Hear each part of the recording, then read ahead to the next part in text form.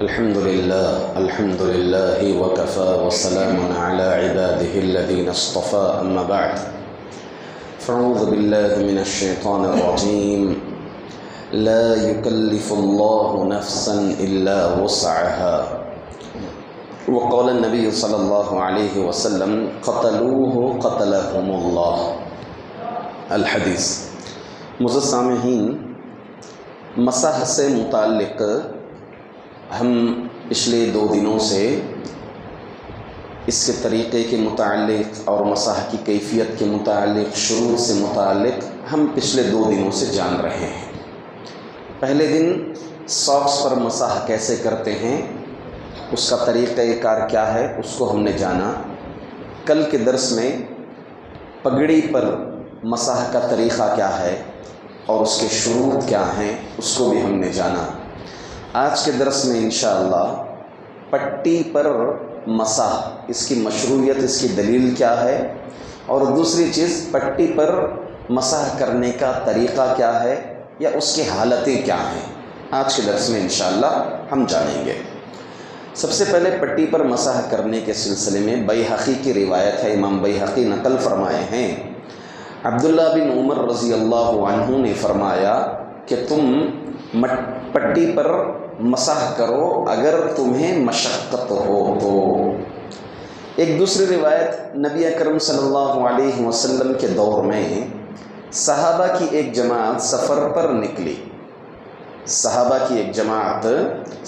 نکلی، اب اس میں سے دوران سفر ہوا کہ ایک آدمی کو سر پر چوٹ لگ گئی، پتھر لگ گیا، جس کی وجہ سے وہ سر ان کا زخمی ہو گیا۔ زخمی ہونے کی وجہ سے ہوا کیا کہ ان کو بہت تکلیف ہوئی اور سر پر انہوں نے پٹی باندھ دیا۔ پھر رات میں وہ سو گئے، پورا قافلہ تھا، پورا قافلہ سو گیا۔ صبح جب اٹھے تو ان پر غسل واجب ہو گیا، یعنی وہ محتلم ہو گئے، غسل کرنا واجب ہو گیا، اس کے بغیر نماز نہیں پڑھ سکتے۔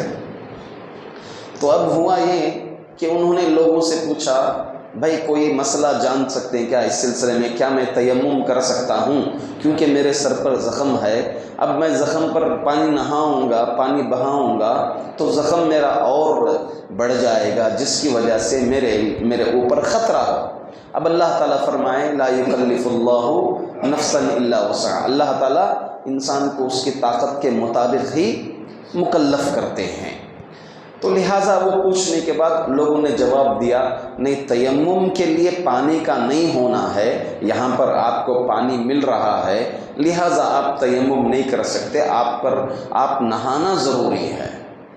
ہوا یہ بیچارے نہا لیے، زخم پر پانی بہا دیا، زخم اور تیز ہوا، انتقال کر گئے۔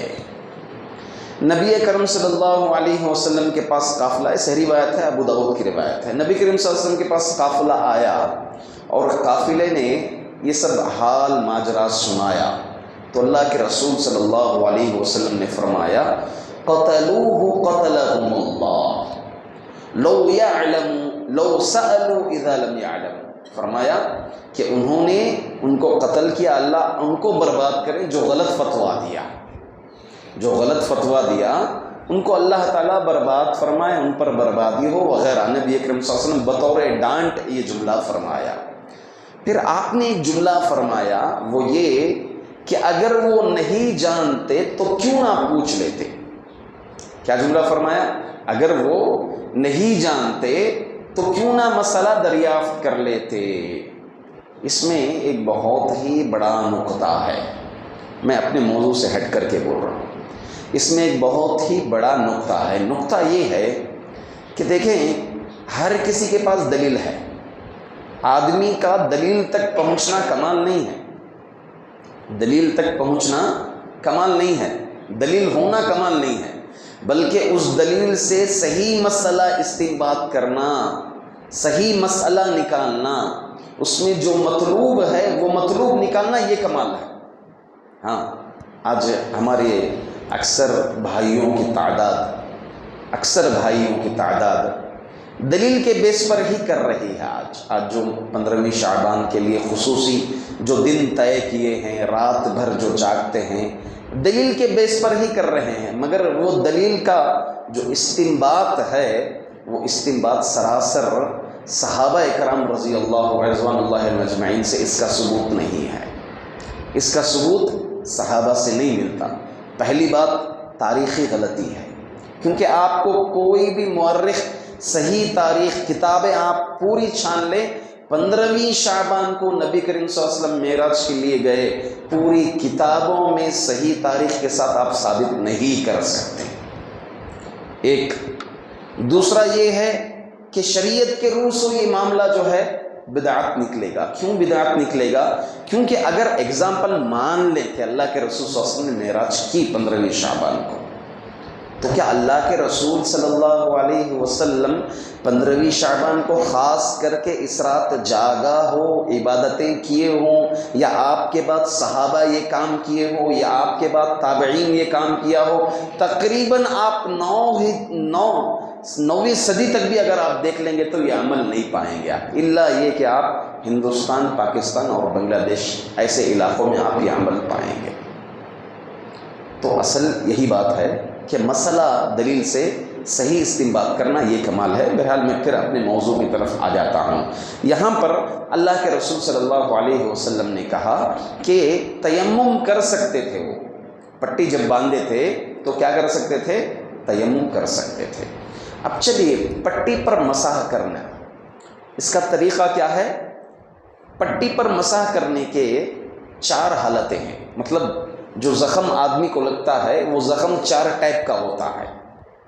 پہلا، وہ زخم سوکھ گیا ہو۔ اب زخم 2 طرح کے ہیں، اگر پھولنا یا ہڈی کا مار ہو تو ایسی صورت میں تو آپ کیا کریں گے؟ پانی بہائیں گے، کوئی نقصان نہیں ہوگا۔ زخم اگر سوکھ گیا ہے، اس زخم پر پانی ڈالنے سے زخم بڑھتا نہیں ہو یا پھر جو ہے زیادہ نقصان نہ ہوتا ہو تو ایسی صورت میں اس زخم پر پانی بہانا ضروری ہے۔ ٹھیک ہے بھائی؟ سمجھو یہ آپ کا ہاتھ ہے، آپ کے ہاتھ پر یہاں آپ میں خروچ لگ گئی، ایکسیڈنٹ ہو گیا، یہاں اتنا جو ہے زخم لگ گیا اور یہ زخم سوکھ گیا، چھلکا ہو گیا ہے سوکھ کر کے، تو ایسی صورت میں آپ پانی ڈالنے سے آپ کے زخم میں کوئی اضافہ بڑھنے کی چانس نہیں ہے، تو ایسی صورت میں پانی ڈالنا ضروری ہے۔ یہ پہلی صورت ہو گئی۔ دوسری صورت یہ ہے کہ زخم کو پانی ڈالنے سے نقصان ہے، البتہ اس زخم پر مسح کرنے سے نقصان نہیں ہے۔ پانی زیادہ بہائیں گے تو نقصان ہو سکتا ہے، ہلکا سا پانی کا اس طرح مسح کرنے سے، جیسے ہم سر کا مسح کرتے ہیں اس طرح مسح کرنے سے کوئی نقصان نہیں ہوتا، تو ایسی صورت میں اس زخم پر کیا کرنا؟ مسح کرنا ضروری ہے۔ مسح کرنا، زخم پر ہاتھ ایسا پھیرنا، سمجھ گئے بات؟ یہ دوسری صورت ہے زخم کی، تبھی آپ کا وضو مکمل ہوا، ورنہ جو ہے مکمل نہیں ہوا۔ میں آخر میں انشاءاللہ اس بات پر پھر دوبارہ آؤں گا۔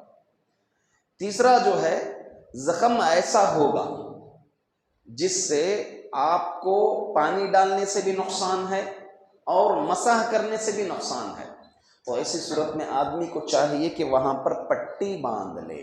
کیا کر لے؟ پٹی باندھ لے، پٹی باندھ کر کے اس پٹی پر مسح کر لے، ہلکا سا ہاتھ پھیلا لے۔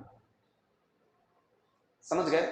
تو پانی بہانا بھی نقصان ہے اور اس زخم پر ہاتھ پھیرنا بھی نقصان ہے، تو ایسی صورت میں کرنا کیا چاہیے؟ ضروری ہے آپ وہاں پر پٹی باندھیں گے، آپ کیا کریں گے؟ مسح کریں گے۔ نہیں، اگر نہیں ہوتا، پٹی باندھنے میں دشواری ہے یا پٹی باندھنے سے زخم اور بڑھ سکتا ہے، کچھ زخم ہوتے ہیں اس کو کھلی ہوا رہنے سے کیا ہوتا ہے؟ زخم سوکھتا ہے، پٹی باندھنے سے زخم اور بڑھتا ہے، تو ایسی صورت میں آپ کیا کریں گے؟ بولیے کیا کریں گے ایسی صورت میں؟